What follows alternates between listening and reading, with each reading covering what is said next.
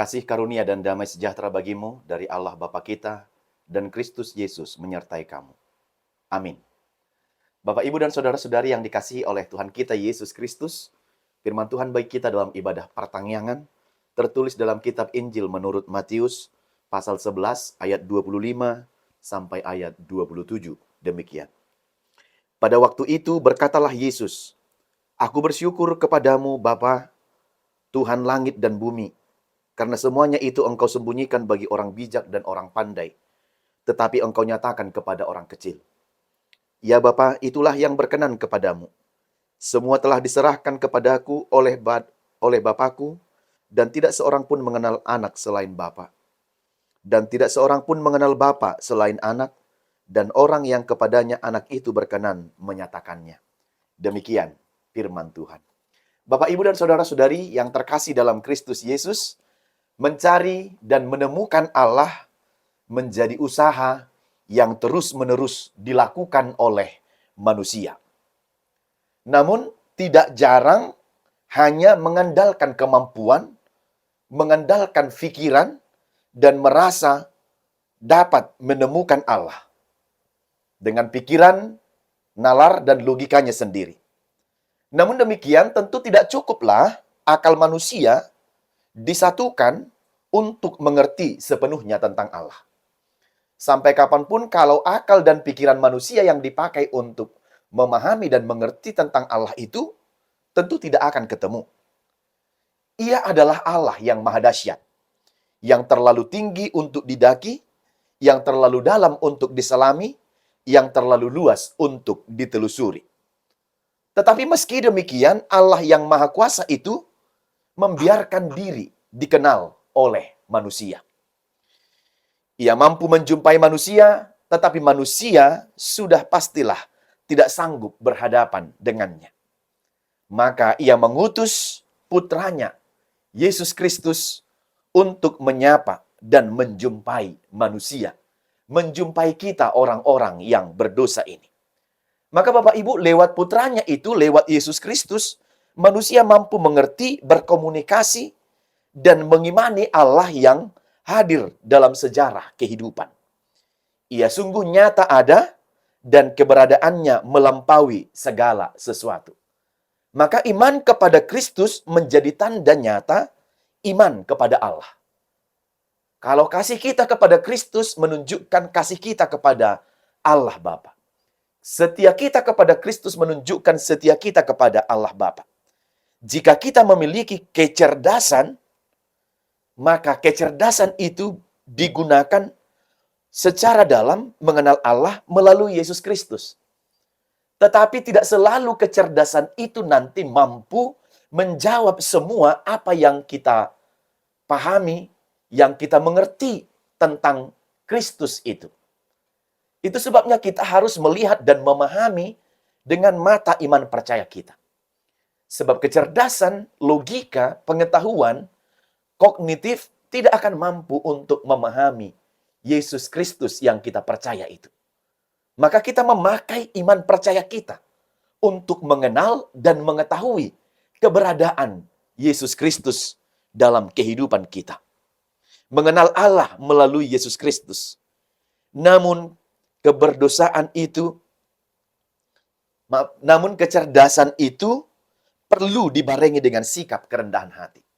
Kalaupun kita memiliki kognitif, kecerdasan, hendaklah kecerdasan itu dibarengi dengan sikap kerendahan hati. Karena dengan hatilah kita mampu merasakan Allah yang hadir, yang tidak bisa cukup diterangkan dengan kata-kata belaka. Maka sikap rendah hati kita, ketaatan dan ketundukan kita itulah yang kemudian nanti membantu kita memahami tentang Kristus yang kita percaya. Mengimani Allah Bapa yang mencipta kita. Kalau mengandalkan pikiran dan logika kita, sampai kapanpun tidak akan ketemu. Sampai kapanpun manusia yang terbatas ini tidak akan mampu memahami Dia yang tanpa batas itu. Bayangkan kita yang terbatas ini, pikiran kita yang terbatas ini, memahami Dia yang tanpa batas. Lalu bagaimana mungkin dengan keterbatasan kita, kita memahami Allah yang tanpa batas itu? Yang luar biasa maha dahsyat itu. Yang mencipta segala sesuatu langit dan bumi ini.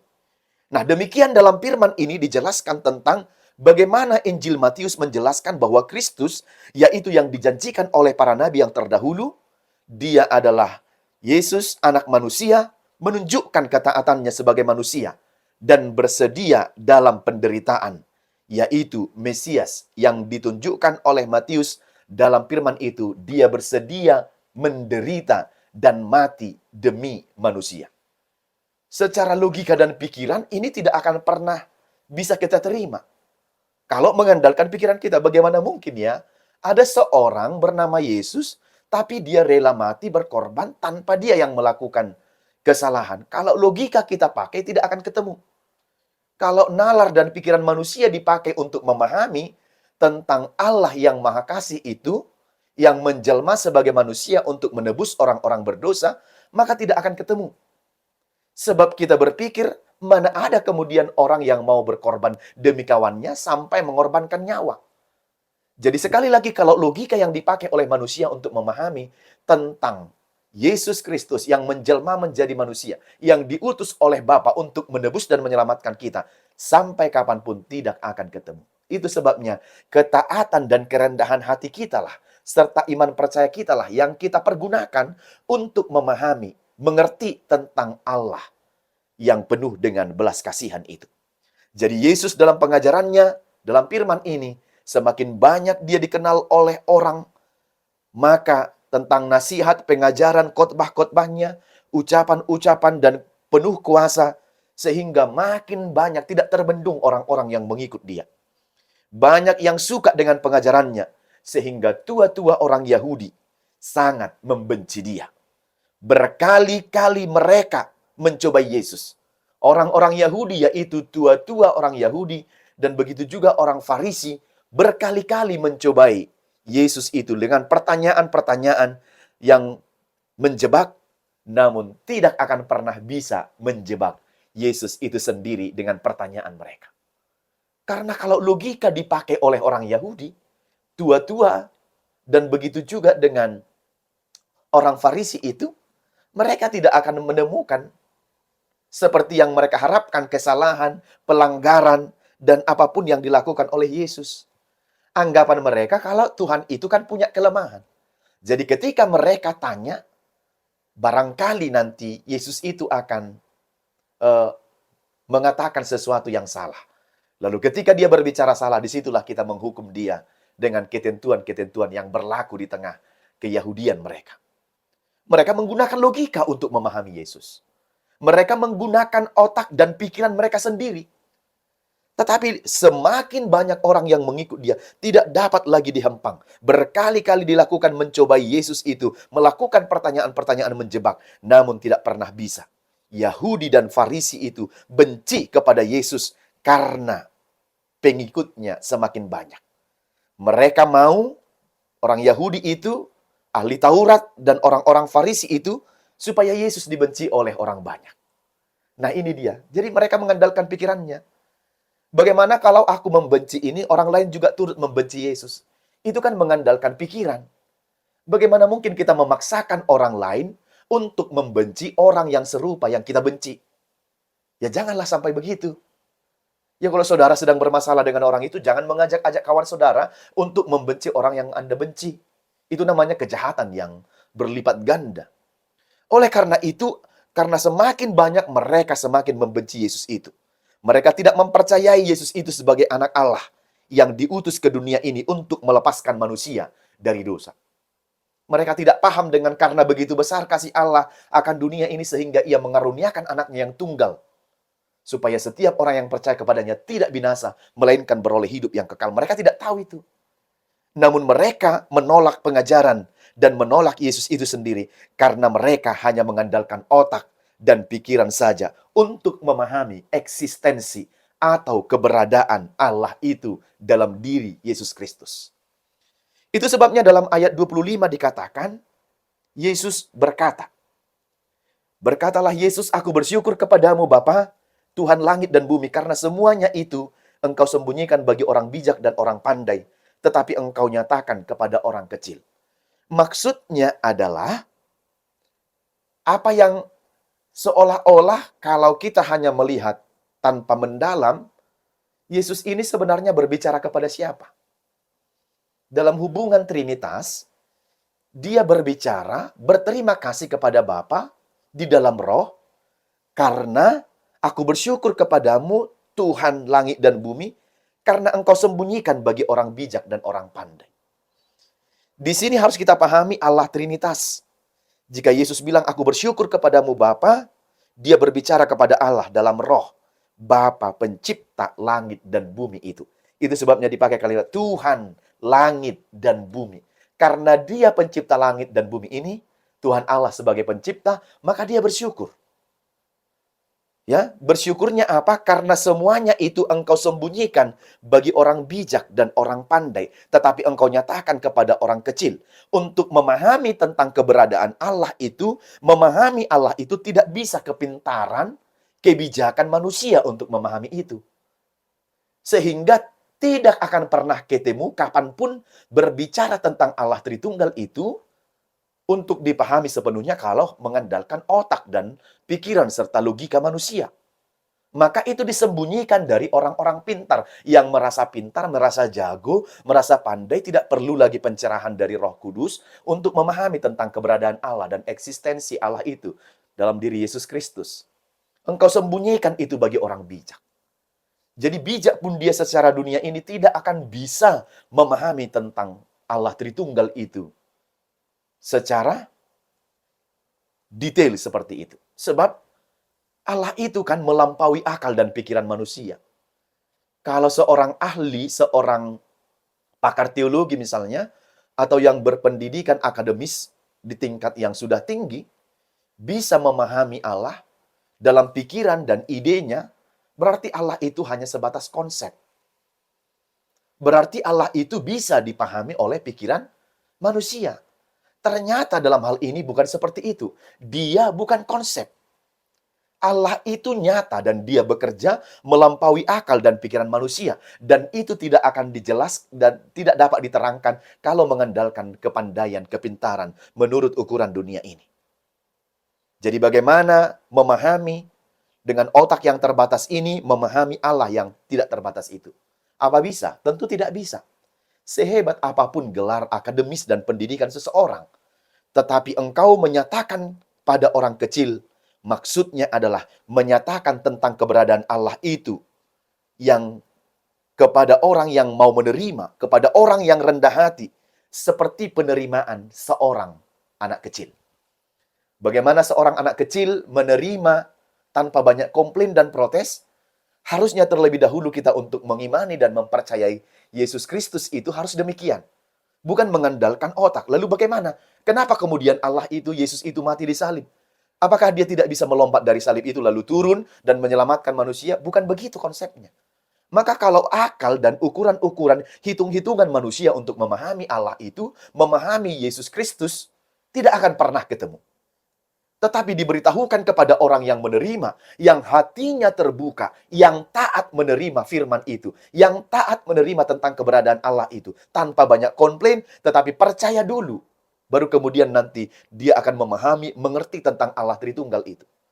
Itu sebabnya kalau ada orang yang berbeda dengan kita, bertanya tentang Allah Tritunggal itu, dan menggadang-gadang mengatakan Allah kalian itu tiga, bagaimanapun sehebat apapun kita menjelaskan kepada orang yang seperti ini, itu tidak akan pernah ketemu. Dan dia tidak akan pernah tahu, dan dia tidak akan pernah percaya.